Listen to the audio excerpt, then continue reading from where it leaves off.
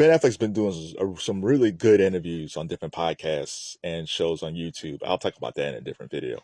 But he was on Theo podcast, and he was saying like, I'm kind of shy. He was talking about how he just doesn't like going to industry events and things like that. And someone made a good point. They were in the comments. They said, "Well, how's it that you end up with Jennifer Lopez twice? Because she's the total opposite of that. Jennifer is all like, oh my god, look at all this. I need to go to this event." He probably figured that Jennifer was a little bit more laid back since they're both older, but nah, Jen is still Jen. She might not be Jenny from the block, but she's still Jen. And that's kind of hard when you have an extrovert and an introvert. Like the thing about Jennifer Gardner and Ben Affleck was that Jennifer Gardner, she has a bubbly personality too, but she's not really a person that needs the spotlight a lot. And Jennifer craves that spotlight. So yeah, their relationship was doomed. But he seems to be in good spirits. That's the crazy thing. Like he seems to be quite happy in all these interviews. But let me talk about the shy part. So I can relate to Ben in a lot of ways. I need to get back out there because I've noticed like over the recent year or so, I've noticed that I've been like a hermit. Like I'm not doing anything. Like I'm making these videos, I'm watching a lot of content, and I enjoy that, but I'm not doing anything. I'm not going anywhere. I'm not interacting with people. And again, I'm an introvert anyway, but it seems like I just don't want to do anything. And if you're an introverted person, you can't wall yourself off to people. I remember back in my 30s, my 20s and 30s, especially in my 30s, I was involved in different committees and boards and things like that, and I was trying to do the connection thing. People say, "Well, you got to network. If you want a better job, you got to network." And it's like crap. So I would go to these events. I would go to these networking events. Sometimes they'd be at an incubator. Sometimes they would be at a bar. And if you knew me, you'll probably say, "Hey, Kev," and I would walk, "Hey, how you doing?" And if you were looking for me 10 minutes later, I would be gone. Somehow, some way, I would find some way to slip out because I'm that guy that's up against the wall. Like a lot of times I don't know a lot of people. And I'm always amazed when I go to different events and everybody seems to know each other, which is not true. It's like, it's not everybody, but people seem to know people. Like I went to this event at the library. It was like some workshop, some event. And there was a break, and I came out, and everybody seemingly was talking to somebody. It's like, how does everybody know everybody? And I didn't know a soul. I didn't know a soul. My best one of my best friends, James, he's like that. Like no matter where we go, he knows somebody. It's like, dude, how do you know so many people? And he has a good personality. People like him. Not to say people don't like me, but he has that personality. He has a magnetic personality. People are drawn to him. And not to say that people are not drawn to me, because I'm a witty guy, I'm a funny guy, I'm a creative guy, but I tend to push people away, or I think it's hard for people to kind of get to know the real me. But I will say, if I'm talking about popular culture and all that stuff, that is the real me. But as far as like me personally, that's a hard sell. That's a hard sell. I've always been hard when they say, "Well, tell me about yourself," or tell me what you like. And it's like, and I start talking, and it's like, well, I love doing TikTok videos, and I love popular culture, and I watch soap operas, and then I see people have this look in their eye. It's like, and I feel like people aren't interested in me. And it's like, man, I don't think I'm that interesting. Even now, like one of the reasons why I love doing my podcast, and I think I'll get back to that one day. I love doing my podcast because I think I'm very boring. I think I'm not that interesting. And I think people are far more interesting than me. Oh, I feel like everybody has a story. I think everybody has some type of compelling story. Or this is really bad in relationships because people want to get to know you, but I really want to get to know you better. I feel like the person that I'm with, everybody that I've with has always had some type of interesting family story.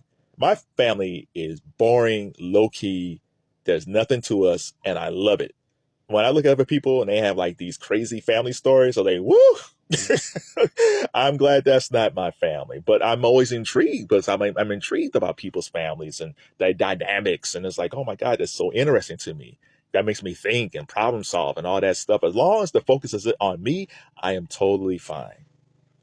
However, it is a lonely path. Like when I was in my 20s, I prided myself for calling myself. I was like, oh yeah, I'm like Clint Eastwood, like in those spaghetti westerns, like the man with no name. I can, I don't need to be around a lot of people. I don't need to be in relationships. Like I can go to the movies by myself and not worry. And which is true. Like I love going to the movies by myself. I mean, I just like I don't mind doing things by myself. Like even man, when I was a little kid, I entertained myself because I didn't have a lot of friends. The street that I lived on, it was a lot of older people, and my mom liked it because it was quiet. My dad was cool with it too, but my mom really liked it. And I didn't mind it at all. There was no other kids because I entertained myself. I watched a lot of TV. I wrote a lot of short stories. I mean, I was just a very imaginative kid. And the funny thing is, like when I was invited to parties as a kid, I was horrible because I went from just being able to entertain myself and being in my own little world, and now my mom got myself invited to this birthday party. I'll tell you a story. So my mom invited me to this birthday party. It was a friend of her daughter's, and I was probably about like 10, 9, 8, 9, 10. I can't remember. Went to the party, didn't know anybody. Went to the room where they had the coats because I'm, like I said, I'm shy. I don't know how to talk to kids or just people. Stayed in that room. Came back out because I said I can't stay in here. Came back out, ate some dip, and proceeded to throw up. And I don't think I didn't go to another party until college. I'm not joking.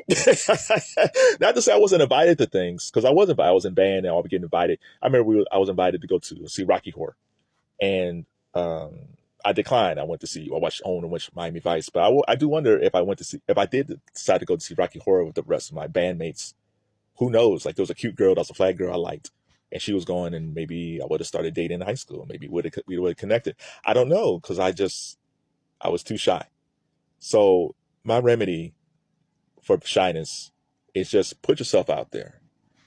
Go if you can. If you have an event, go with a friend. I never had a friend to go to these things. Because I always did stuff by myself. But go with a friend.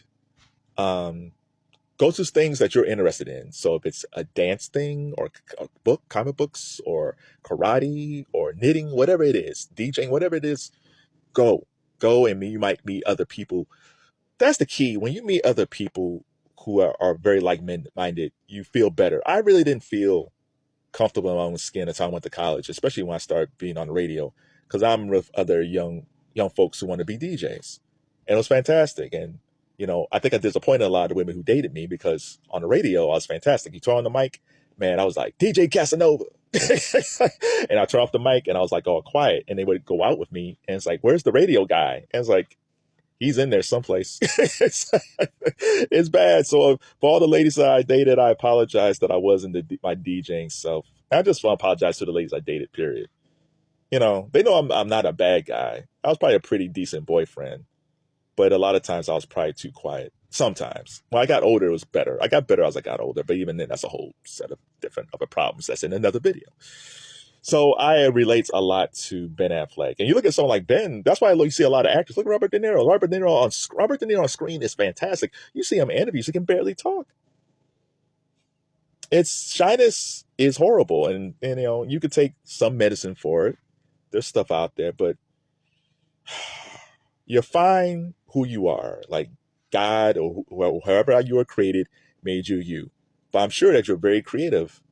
And when you're amongst people that you enjoy and you're friendly with, I think you're very funny and very animated. That's how I am. I'm very shy with people I don't know, but with people that I am with, I'm very fun and very animated. So you are a special person. You are a fun person. You are a witty person. There is nothing wrong with you. And I'm sure you're very super creative, and there's nothing wrong with that. It's just that that's your cross to bear. But it doesn't make you a bad person. Doesn't make you a horrible person. Doesn't make you weird. You're just uniquely you. So try to get yourself out there. Go with a friend.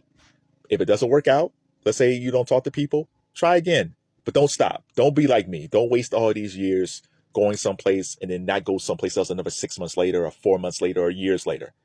If it doesn't work out, go next week. Go tomorrow. Go a week. Go a month from now. But don't stop. You're funny. You're smart. You're talented. And who knows? I might be making a video about you being shy and you're super successful one day.